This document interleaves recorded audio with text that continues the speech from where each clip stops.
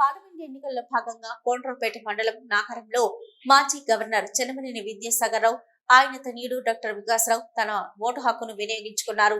ఈ సందర్భంగా వారు మాట్లాడుతూ భారతదేశంలో ఓటు హక్కు వినియోగించుకునే విధానం ఇంకా ఆశాజనకం లేదని, ప్రపంచంలో అతిపెద్ద జనాభా గల దేశంలో యువతికి దిశానిర్దేశం చేయకపోతే ప్రజాస్వామ్యం కూలిపోతుందని అన్నారు.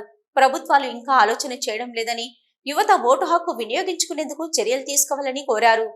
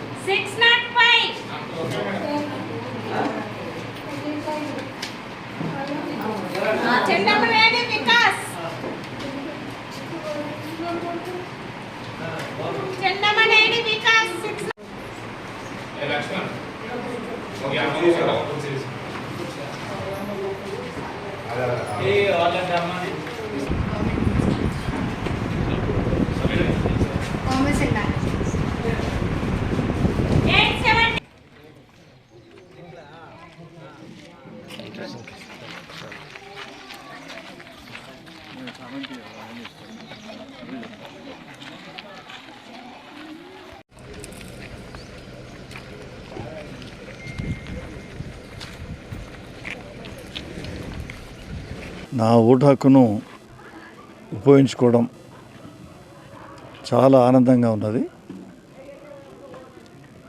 ఓటు హక్కును చాలా సంవత్సరాల నుంచి ఉపయోగించుకుంటున్నాం.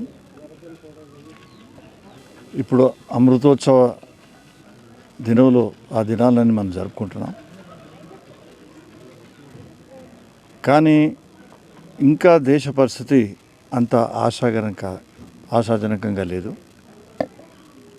దీనికి యువత ప్రపంచంలోనే ఈనాడు మన జనాభా అతిపెద్ద జనాభా కలిగినటువంటి దేశం మనం.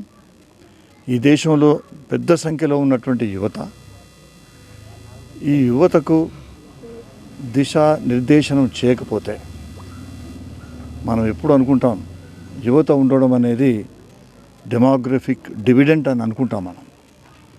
కానీ ఆ యువతకు సరి అయినటువంటి పని కల్పించకపోతే, సరి అయినటువంటి దిశ కల్పించకపోతే ఇట్ ఈస్ డెమోగ్రఫిక్ డిజాస్టర్ అవుతుంది.